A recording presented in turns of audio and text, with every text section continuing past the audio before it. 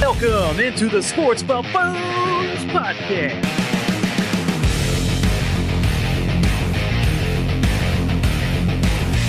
Yo, that's it. Go out there, listen to the boys and girls of the world. Welcome on and back again, once again, to the Sports Buffoon Studios here out of Lenexa, Kansas, of course.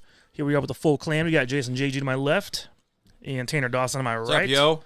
What's going on, fellas? Happy 9-0. 9-0. That is right, man. Happy 9-0. The Chiefs 9-0 once more. That's all. We've been here a few different times in our history as a franchise, and they pretty much dominated every single one of those games. That's scary, man. Yeah, it's kind of scary. Yeah, I mean they're looking to me. They're looking better than that undefeated Patriots team. Yeah. And the Dolphins better watch out. The 72 Dolphins better watch out, man. So you know they're gonna have a big test coming up this week, but we'll get to that here in a few minutes. So happy 3-0 to Troy out there. So Troy is 3-0. No, Troy knows. Troy knows. Is it? What is he 3-0 with? KU's 3-0. Oh Jesus! Do you have about basketball? Happy 3-0, Troy. No one, happy 3-0. Well, no one cares about college basketball right now. March Madness, maybe, but gosh, Troy watches all the games. Don't you know that all the games matter in college basketball? Well, more than NBA. So for anyone out there that's new to the show, our producers will not allow us to talk about specifically the NBA. You can't talk about the NBA until Christmas Day, and then college basketball is it's frowned upon before that, but you could probably get away with it. You can bet on it if you want to, but if we have a special guest like Troy on, we can go all day. CRC says, what the hell? You guys are starting on time? Right. Well, okay. Well, I'll tell you exactly why that happened. So your boy JG's been a little bit under the weather the past few days, getting better, obviously. But, yeah, that's why we're starting early is because I'm on my best behavior tonight. Yeah, we've been a bunch of sick bastages lately, so it's one of us is sick. I was sick for a full month, and then now I just have this, like, lingering cough, and JG's got his own thing going on. Did you just say bastage? I haven't heard that word since grade school, bastages. Man. Bastages. They used to say that in grade school all the time. I'm trying to bring it back, man. That's a good word. It's good. It goes through cycles, kind of like some other things that go through our life, I suppose. But, man, otherwise, what you guys sipping on before we crack into it? I don't remember. JG left me a graham cracker stout a few weeks ago, so I'm drinking that right now. It's a little coffee roasted, but actually it's not very strong. Is it a stout or a porter? It's a porter, right? Oh, it is a porter. It's a porter. Yeah. Okay. So, but it's not very strong coffee tasted. I was hoping it wouldn't be. So it's not bad. Yeah, that should get you pretty lit up here. I'm still getting over the Rona or whatever the heck this thing is that I had in my system. So I'm going to go with a non-alcoholic Guinness today, gentlemen. Yes. I just got me a little Gatorade today, man. Little Gatorade Zero. There may or may not be some vodka in here, but if there is, it's probably not very much. So there's nothing to worry about. Starsky says, welcome to the Bills week. So that's right. It is Bills week. Tanner, I hope you got that injury report pulled up. We'll get to that. Ready. We'll get to that when we get to that here. But real quick, let's kick it back to we'll save JG that for a little bit later. Just keep that ready. But let's go ahead and kick it back to Chiefs Broncos for a few minutes and just kind of our thoughts on the way things unfolded there. I mean, once again, divisional game that's not easy to take care of, not easy to win. Even during the streak when the Chiefs had beat the Broncos, I think 15 times in a row, it was still close games a lot of the times. I mean, it wasn't blowouts or whatever usually. So, I mean, we expected the Broncos to come to play, and I thought they did a pretty damn good job. And defensively, they're struggling. They're making us struggle, man.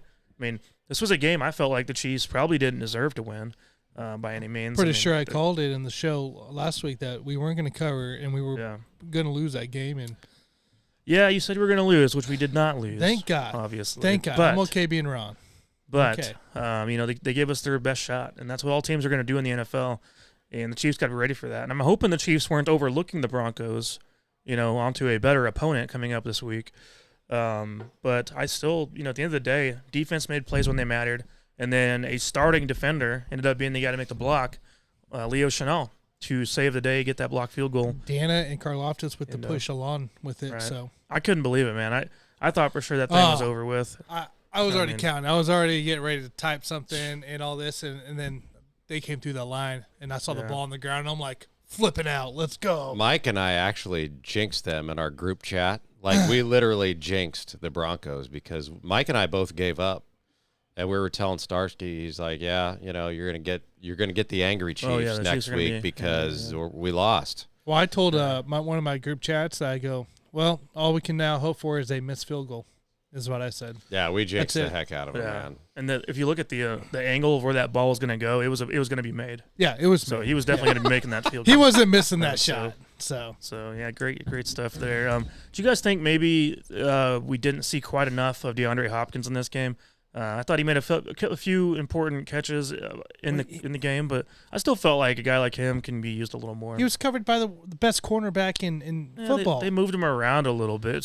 Surtain tended to stay on one side of the field. There was more of a focus on D-Hop this week with Broncos defense than the previous weeks, just because of what you saw what he did the previous week. So, no, I'm not shocked to see what I saw against with the Broncos for D-Hop. Well, then what are your thoughts about Xavier Worthy and some of the slowdown we've seen from the first few weeks and just not quite connecting on some of these deep passes?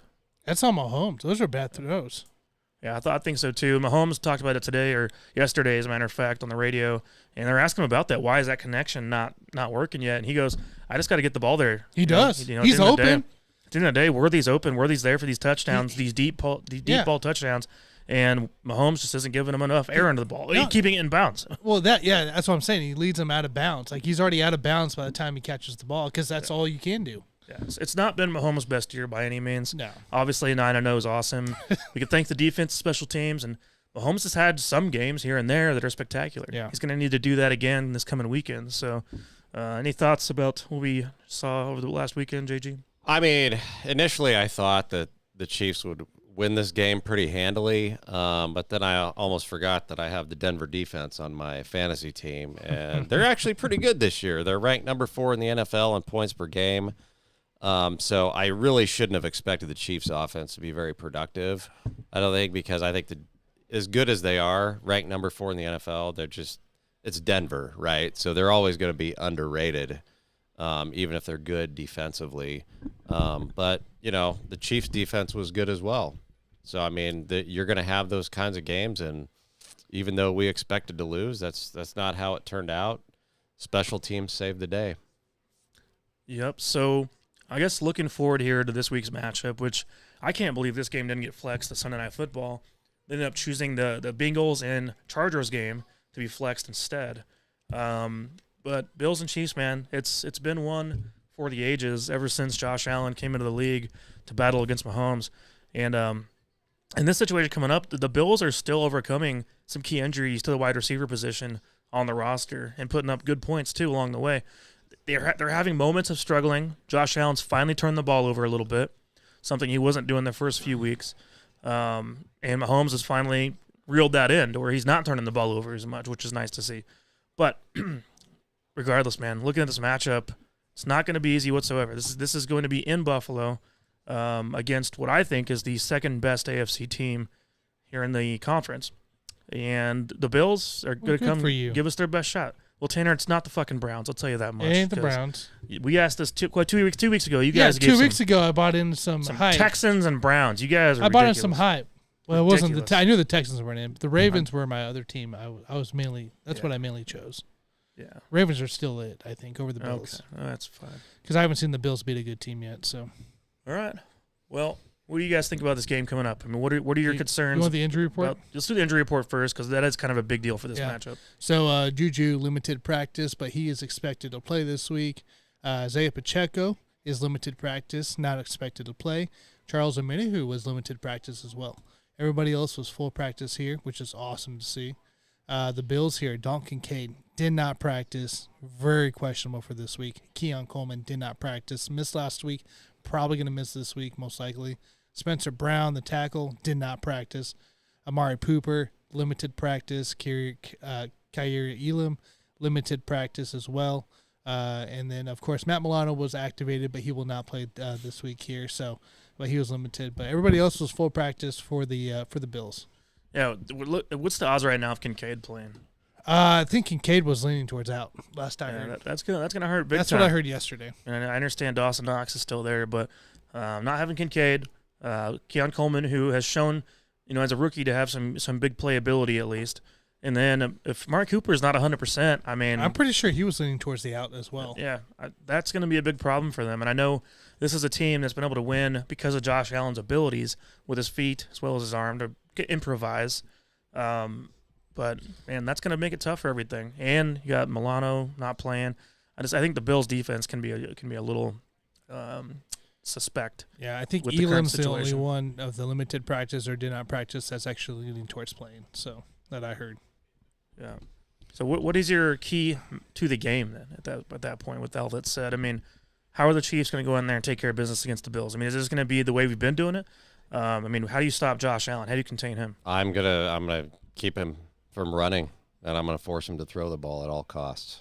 So in that case, do we have a spy at all times with the linebacker? I personally would do it. I think you play him like you play the Ravens. I would spy because if you let him, with all of the injuries on that team, if you let him beat you with his legs, then why the hell did you show up to play the game? I mean, that's their number one threat is Josh Allen on foot. So, yeah, absolutely you got to spy on him and make him throw the ball. Because, I mean, you're right. I mean, he hasn't been turning it over a lot this year. But, that can always turn the other way eventually. So if you're going to put a spy on Allen, you need to put a spy on them that's willing to hit somebody. Because Josh Allen, he could see two people in front of him. If that first down's 3 yards away, unlike Lamar would actually try to pass the ball. Allen will say, screw it, and he's just going to run it through them. Right. So, and he's going to try to get himself. So you need somebody out there willing to take a hit and hopefully stop Allen, which is tough. He's a big guy. But I think that's the biggest scene. So I think you play him like Amar, but know that Josh Allen isn't a guy that's just going to throw it anyways. He's going to run it up at you. So yeah, I think between maybe having a spy as well as just outside contain in general is going to be important in this game. Basically, getting those edge rushers out a little wider, maybe coming with a little more containment is probably going to be beneficial. Because what I get worried about when I watch Josh Allen is a lot of times that scrambling to the right. Still scrambling out to the right, looking for a guy downfield. That's where he makes some of his biggest plays on big moments on third down. And I think if we can keep him in the pocket at least to a degree, keep him from being able to just roll out to the right, then I think at that point you are putting yourself in a better position going forward. But Starsky says if Cooper and Coleman and Kincaid don't play, then McDuffie shadows Shakir, and Chiefs can put 7 in the box and it's over.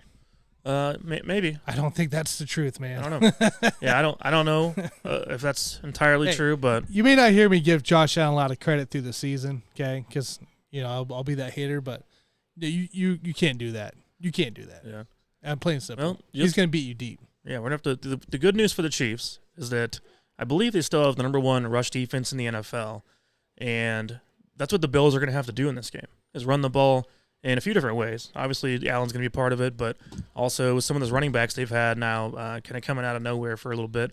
Rookie running back they got, and then Ray Davis. Yeah, Ray Davis, and as well as James Cook should be good to go, right? Yep, they're good. And they've been a nice little tandem. Ty Johnson's been a nice little fill-in for them too this week. That'll be probably their keys to success is ball control, running the ball. But like I said, you're facing number 1 run defense in the league. Might not go over too well. So, for me, it's going to come down to the Chiefs' offense making plays and clicking. Because I don't think it's going to be a low scoring. I still think that the Bills can go out there and put up 24 points against the Chiefs. Are we looking at rushing yards per game? Yeah, rushing yards per game allowed. We're third best. Third is what's the average? Do we have the best? 83.2. Baltimore's at 73 and Minnesota's 79. Do you have average yards per carry I can on get there that sorted? And see who's number 1 and allowed on that. Defense, average yards per carry. That's attempt. Average yards per attempt. Number 1's Baltimore. Number 2's Kansas City. 3.4 and 3.7. All right. There we go. And by the way, the Bills are it's not good. 30th. Yeah, it's not good. 30th. Not good. Hey, hey Kareem. Hey Kareem, how you doing, buddy? Yeah. Another thing with Kareem, I mean, he's going to get his, 4 yards of carry, essentially, probably 70 yards on the ground, 80 yards on the ground with, 18 attempts. He's dying to get some help with Pacheco coming back. So nice. Pacheco. He just needs a little break, man. He's getting worn down. He was banged up, yeah. You could see he was banged up. When Pacheco comes back, Kareem Hunt can finally relax a little bit and not have to take all the workload, which is something I felt maybe kind of go bad. from 24 attempts to 8. Yeah, get him down to 10 maybe. That's fine. It'll help him out a bit. So, and then I don't know if Clyde Edwards-Helaire is going to come back or not anytime soon.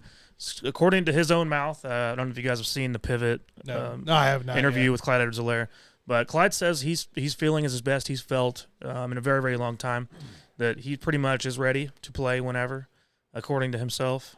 He's feeling his best mentally that he's felt in a long time. So no, that's good for him. So, really, we'll it is see. good for him. I think at some point he comes in and has some kind of a role throughout the second half of the season, but I don't know. I mean, are we rushing him though? be. Are we? I'd throw him out there against Carolina. You don't need your best I'd players. wait till week 14, if he's ready. According to Clyde, his happiest times is when he's on the football field.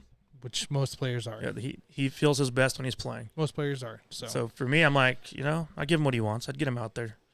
Get him ready for.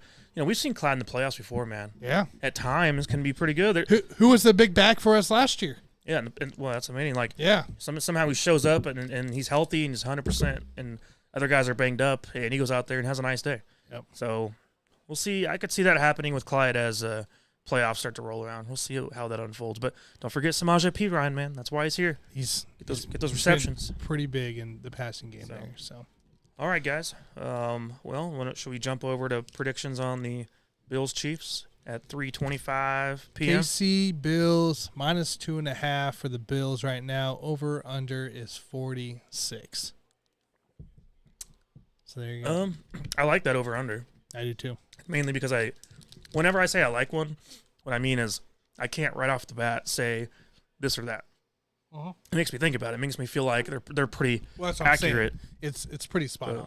The odds makers did a good job. Yeah. On that one. So, who wants to go first? Go, Jason. Yeah, I'll go. I'm going to take the over in this case. I think it's time for the Chiefs to unleash. We've been expecting high-scoring performance from that offense for a long time now. I think this is the time, so I'm going to go 30-20. All right. Very nice score. I don't hate that. I like it. I don't hate that. I see another very, very close Bills-Chiefs game. Without a doubt, man. I got a lot of respect for the way that team's been built over the years, and even though you might think that, all the safeties are gone and all that maybe the defense is not going to be good anymore, they still find ways to be a productive team. And kind of getting those receivers that they got now with the roster are a nice fit for what they have to work with. But I want to remind everyone of one thing, that Patrick Mahomes is the greatest road quarterback of all time. And especially in big-time situations against great teams, he will play his absolute best in those scenarios more often than not. And I want to make sure that's clear. So in this game, I'm sorry, man, I got to go Chiefs 27-24 over the Bills. I don't hate that either. I'm right there with. I mean, this is a seeding type of game right here. Buffalo has such a sorry division, is that they're going to be in the mix for a 1-2 seed possibly towards the end of the year. So, well, if they lose this, they're going to be a 2 seed or 3. Correct. Yeah.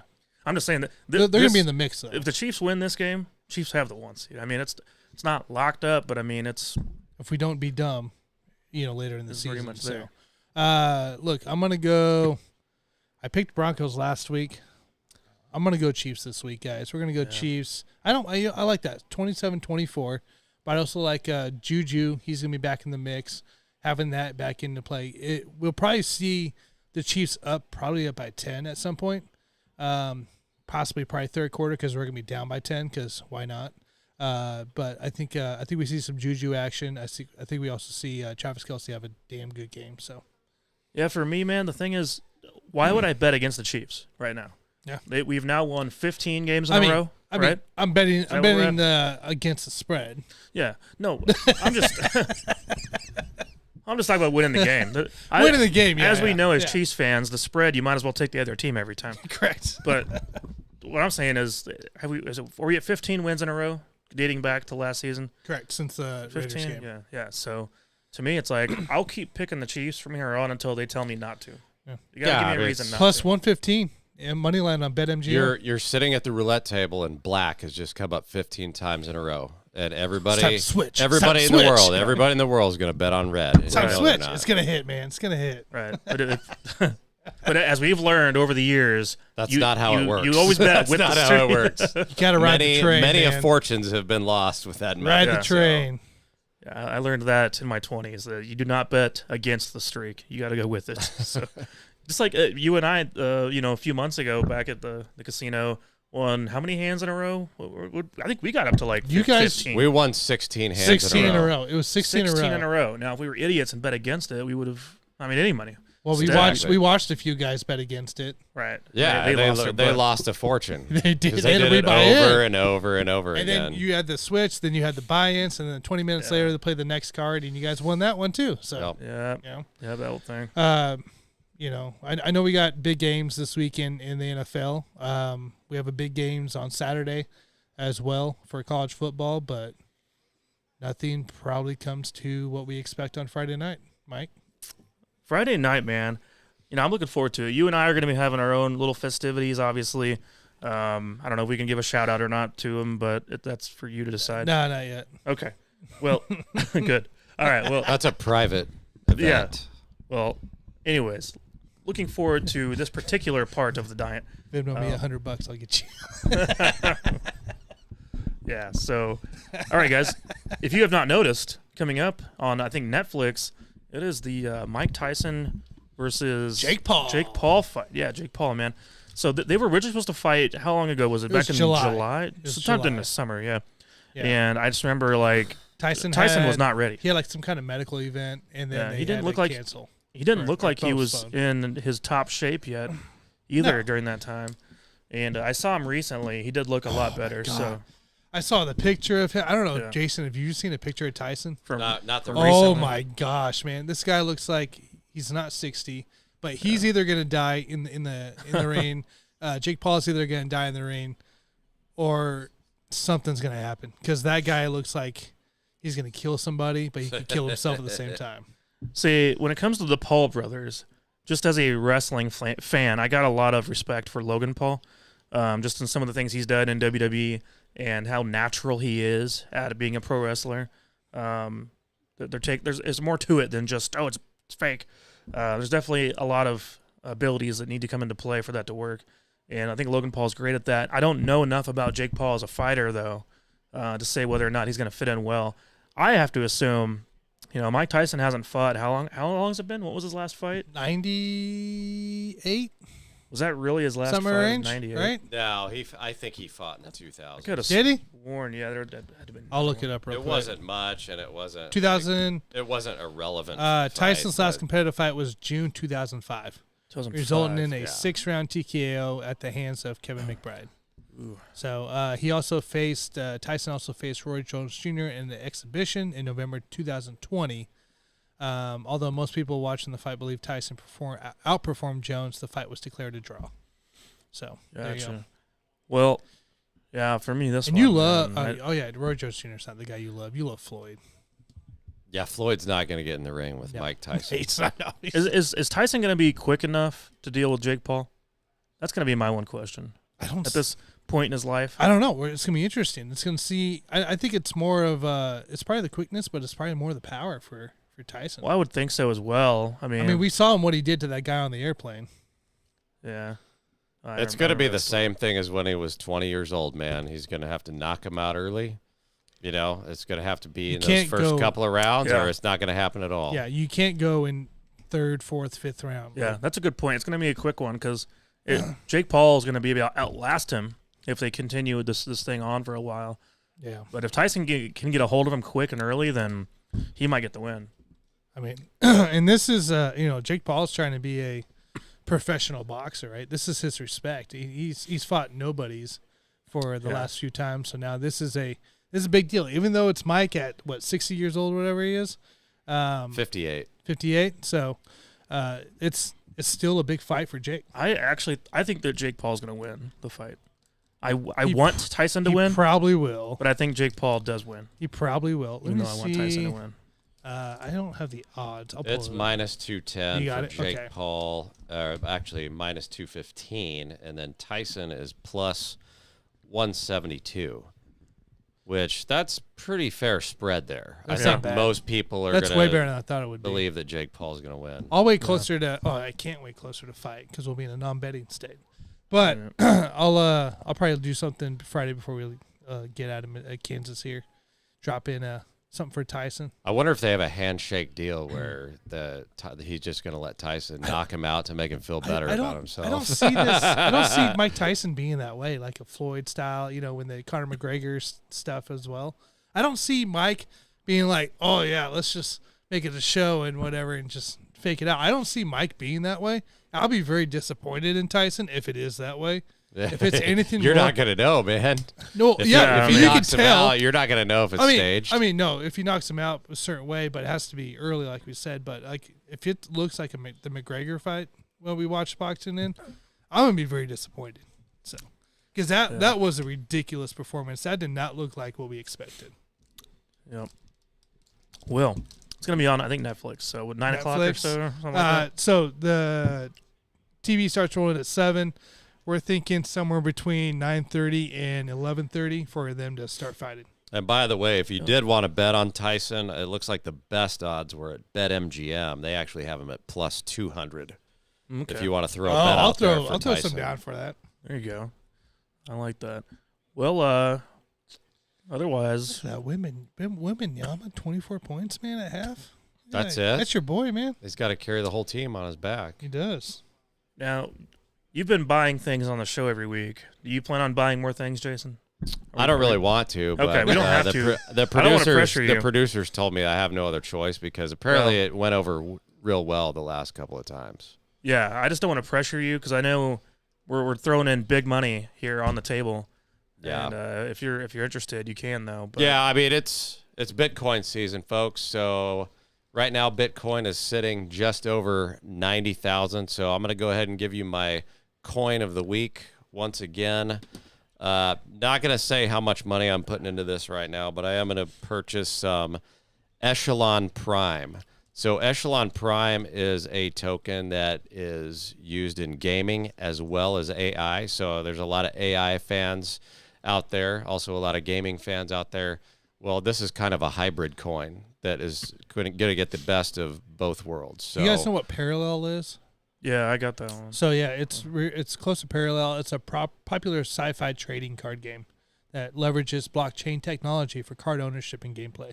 Yeah. All right. That's one of my favorite things about the gaming tokens is that they actually like have usage for the games in most of these cases. And they can use it in the game. Yeah. So for Those are those kinda of you who are up and coming overnight millionaires, that's the coin of choice for the day is Echelon Prime. See, right now your coin of the day is coins you're buying. Pretty soon the coin of the day is going to be which one pumped the most this week. Which one are you And selling? that's what it's going to trick because at some point you got to stop buying and just sit back and let the money roll in. But Yeah, that's going to be interesting. you want to like notify the people out there that this one's on the rise and good to get in before it's too late.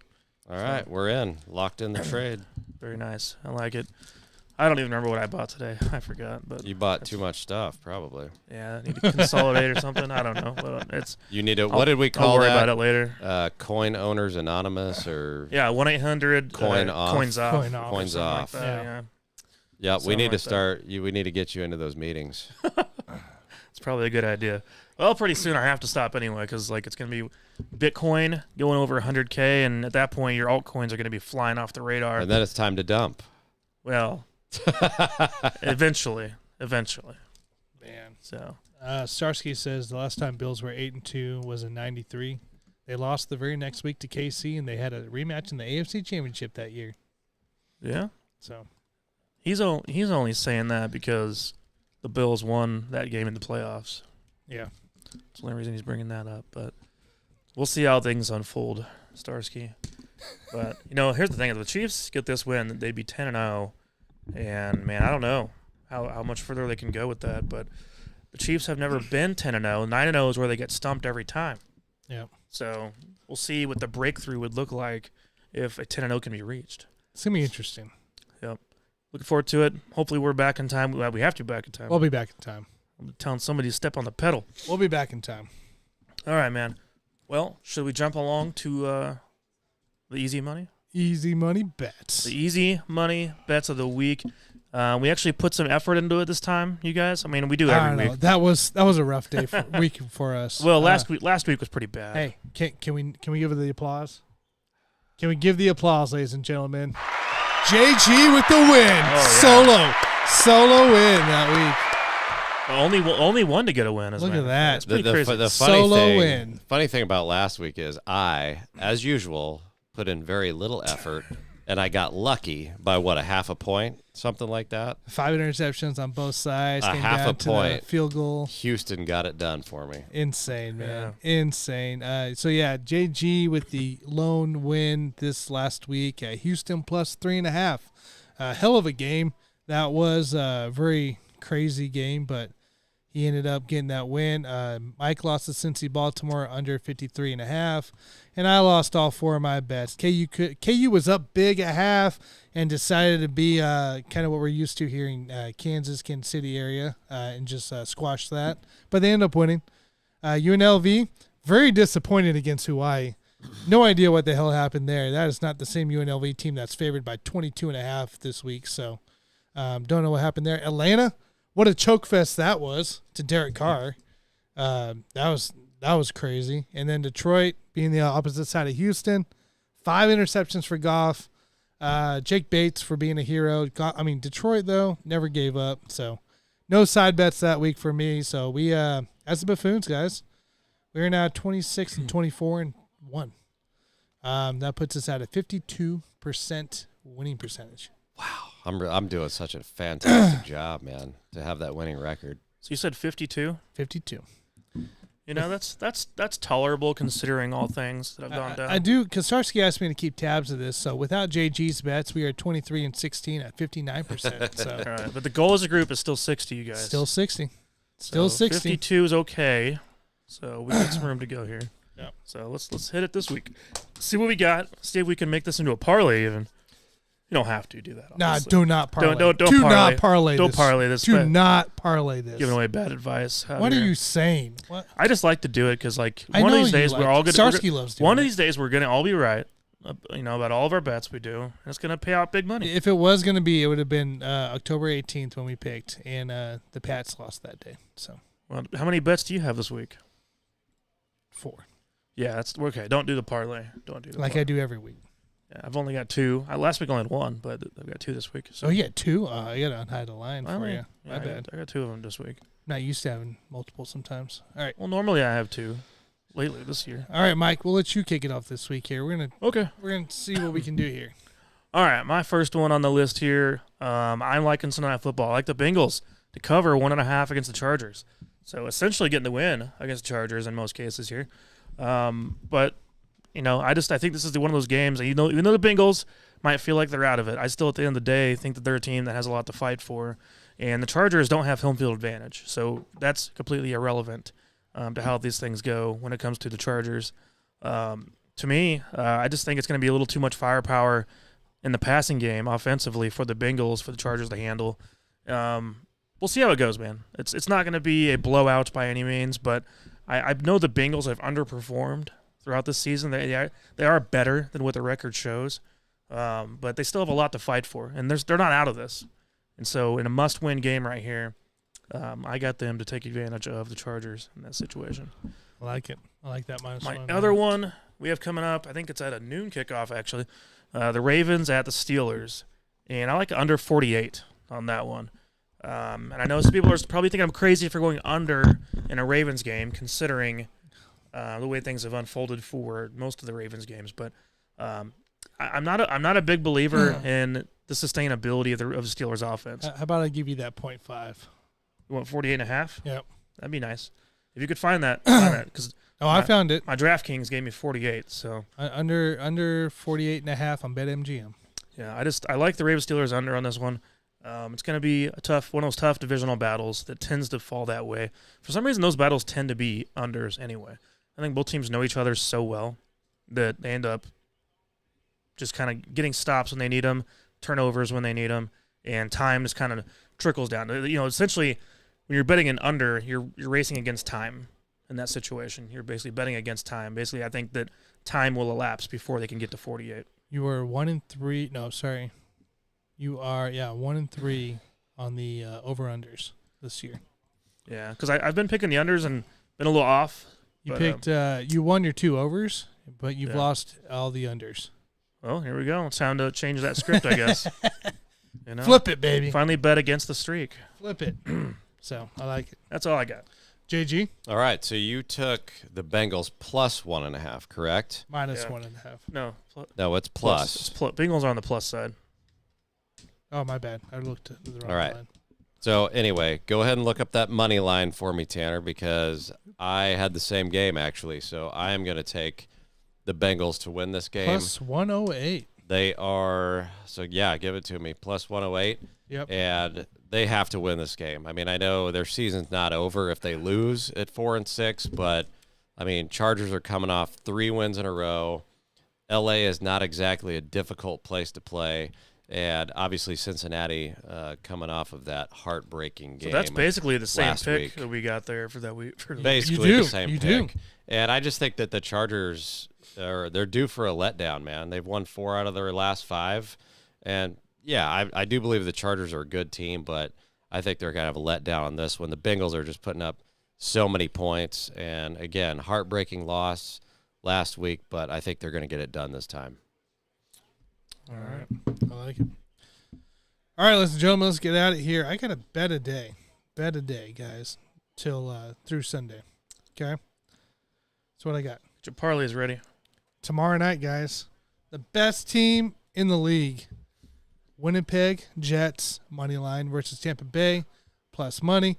Winnipeg has 1 loss for a reason. They just beat up the New York Rangers, who are playing really well right now. So...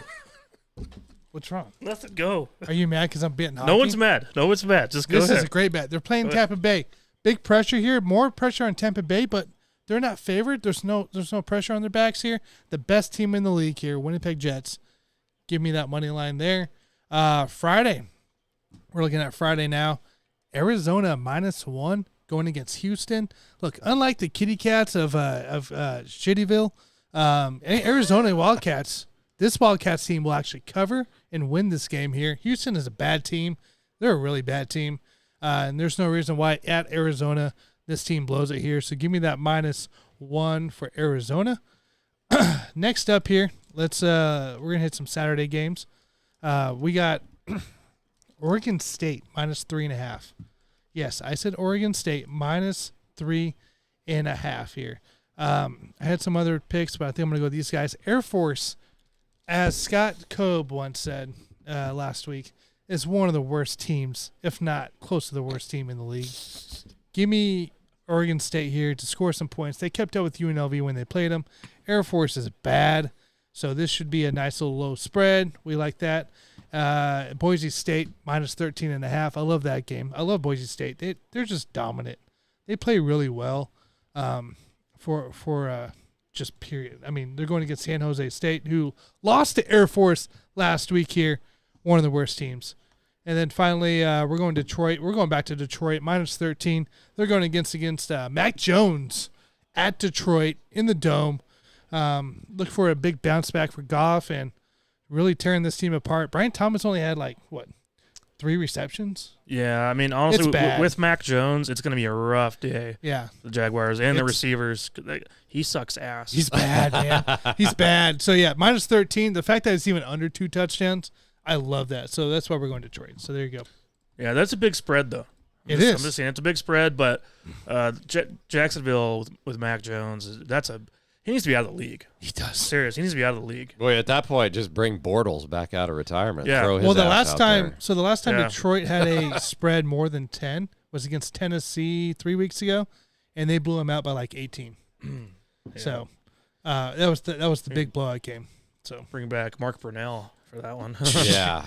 He Jeff could still George. sling it. He could still sling it. He's got a probably. better arm than Mac Jones does right now. Right now, he I'll does. take I'll take Jeff George. Yeah, Jeff George. David Gerard would be a good one. Oh, Another Ooh, Jaguars yeah. quarterback. It's Yep. You think also more athletic than Leftwich. Mac Jones now. you think Leftwich could play? Better than Mac Jones? Probably. Yeah, it'd be a close one for those guys at this point. But he's coaching it for Tampa Bay still, I think so. Oh, here we go, Dave. Sorry, Dave. I have not checked out the blocker here. but he said, is Smith coming back so we can have a bad left tackle instead of a piss poor left tackle? Yeah, that's probably a good question. I feel like the Chiefs at this point know that Kingsley is going to be a problem this year, and they just cannot afford to have to play him, especially as we get closer to the playoffs. And the Bills do have some decent pass rushers. Let's keep that in mind. Yeah. I mean, Wanya Morris last week didn't look like he was coming back in the game, and then he did. But I almost feel like it was out of necessity. Right?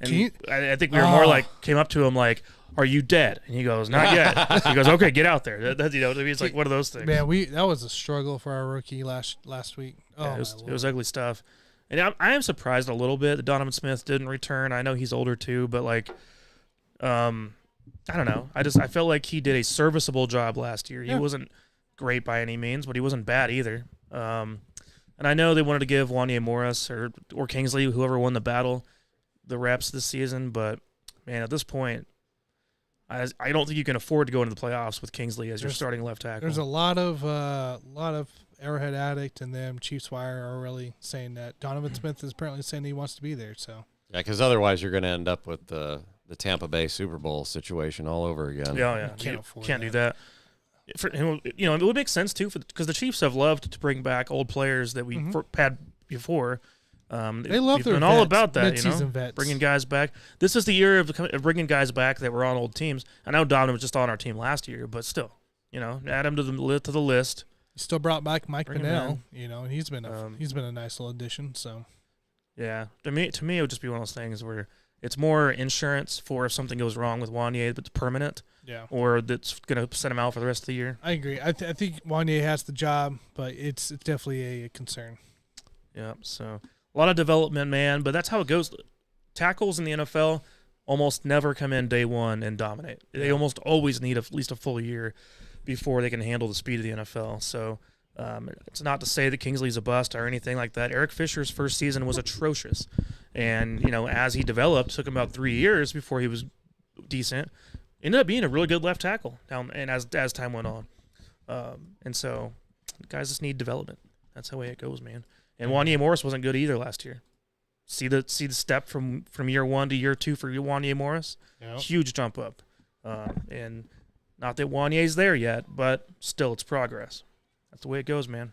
It is, for sure. So any other thoughts before we get out of here? Actually, I do got one thing. Jason, please tell me that Cleveland is not the best team in the league. 12-0. They are right now. Unreal. Right now, they are the best team in the league.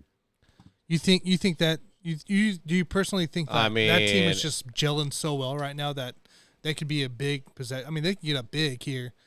If you threw them into the East Finals right now, I'd still pick the Celtics, but outside of that, I don't see anyone as good. Well, yeah, Orlando's 7-6. Everybody else is 5-5 or less. Yeah. So it's gonna fluctuate. I mean, they're not gonna play like that the whole season. So things are gonna change.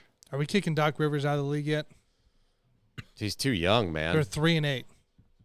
He's too young. He was still in the NBA in the late '80s, so like that guy's gonna be around forever. We gotta kick him out, man. We'll know a lot more by Christmas, I bet. When it comes to that, he's gonna coach for another 20 years or 15 years. Milwaukee's gotta get rid of the guy. You're 3-8. You're gonna kick Giannis out of Milwaukee at this point. Who wants to stay in Milwaukee? I think Damian Lillard. I don't know if you've seen his facial expression lately. Is not good.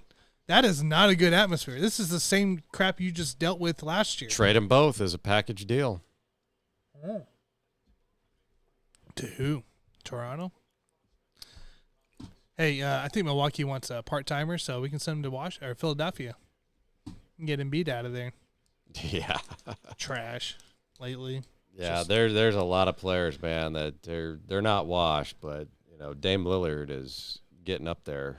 All right. Hey, I didn't congratulate you on first place in the Western. So, yeah, man, it's been a big upgrade for coaching wise for the Suns.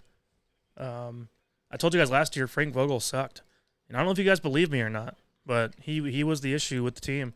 And I'm not saying this team is going to actually, make anything out of this, but they're better than they were last year because the coaching is different. No, that's true. It's true here. So that's a big part of it, man. Are we surprised on the Lakers being where they're at? Competitive? Not really.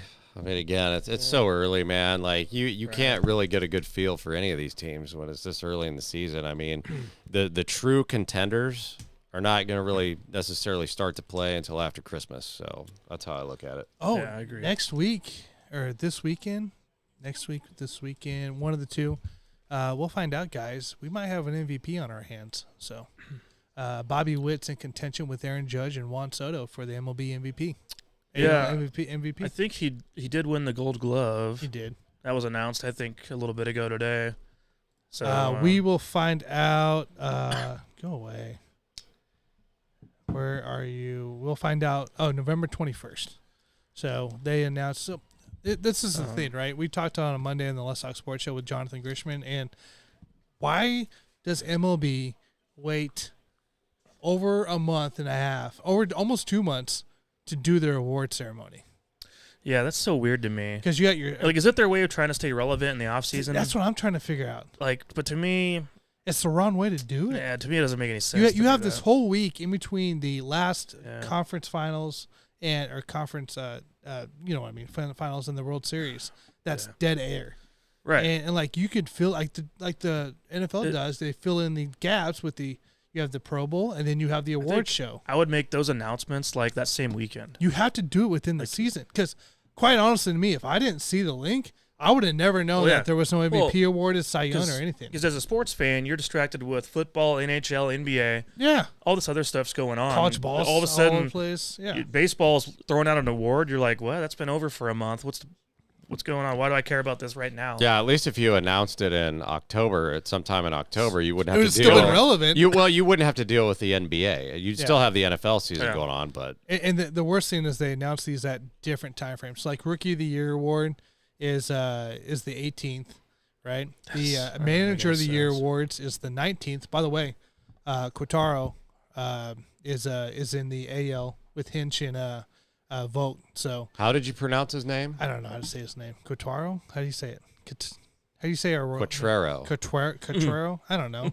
I've never paid attention. What the heck is wrong with you? I've never paid attention. You're to a Brewers fan. I forgot about that. No, I've never paid attention to our manager's name because I figured he'd be fired by now. So obviously now he's in contention of Manager of the Year for that. Cy Young's the 20th, which Seth Lugo is in the mix. There was Scooball and Clace, or what's it, Clace? I don't know. On that, and then Bobby Witt, of course, like I said, on the 21st. So not only do you wait a month and a half for awards, you have to deal with different awards for the 4 days. Stupidest thing I've ever seen. That's baseball's ideas, I guess. So, but yeah, we might have by the time our Thanksgiving show happens, we might have a MVP on our hands. We'll see, Tanner. Well, I don't know. I'd be surprised. What did you guys, though, think? Kind of old news now. The re-signing of our pitcher. The Royals brought back Michael Wacha. I liked it. I like the move. Yeah, absolutely. You have to do it. Yeah, it was a good move for sure. I'm anticipating some other returning guys from that pitching staff and is being let go. Yeah, I was curious what kind of additions and subtractions we got during the offseason. So we'll see how things unfold there. Yeah, but I definitely want to bring that Bobby Witt stuff. By the way, Jonathan Grishman picked Bobby Witt out of those three guys. So okay. So he says Bobby Witt shares a fair chance in that pick. Well, if anything, look up the betting odds, Tanner, if you really want to figure out who's going to win. Do they take into account the playoffs for this? Because if you're going to do it that late, you might as well. You would think. There's no way. They're you not would supposed think. to do that. I'm just saying, because if you take into account the playoffs, Judge didn't do a damn thing. Playoffs? Not that Bobby Witt had the best playoffs either, but Aaron Judge didn't do a damn thing in the playoffs. So let's see here. Aaron Judge is minus 4,000, but Bobby Witt's second and plus 1,100. And no, never mind. They did not put this in order. That is awful. Yeah. What date is this though? That's September 30th. Yeah, that's the first one that pops up. Yeah. So I don't know, man. I think it's just wild that we have Manager of the Year, we have a Cy Young potential, and also a MVP. We're not used to this stuff. All right, I've got Aaron Judge at minus 3,000, Bobby Witt Jr. plus 1,100. Okay, and then Caesar Sportsbook has Bobby Witt Jr. at plus 900. So obviously, DraftKings has the best odds there. If you want to bet you some Bobby. Yeah, that'd be cool. I wish. Cool. I don't see him doing it, but we'll see. I don't either. It'd be cool. We'll see. All right, man. Well, Thursday night football tomorrow. See how this goes. We got to get up early Friday. It's gonna suck, but We'll be okay. it is what it is. Big fights Friday night. So. And then otherwise, just try not to buy any more coins. That's what we're doing. Get ready for the hodl season, and then get ready to dump. You guys see that rubber band? The rubber band, and then you snap it every time you want to buy a coin, so you hurt yourself. Yeah. That's what you guys need. Need to be like electrocuted or something. Yeah. Have like a shocker or something. Stick a knife in an outlet or something. See what happens. Or heck, no, get a shocker. Hopefully it travels really far, and I'll just hit the remote every time you text about it. So. No, I'm gonna text about it every day. Oh, I know you are. Is that how you quit smoking weed, Tanner? Is that what I did? Same method? Is that what I did? Ooh, that's a good point. Is that what I used to do all the time? I do think it's ironic. No, you've done it here and there. No, never. I've done it.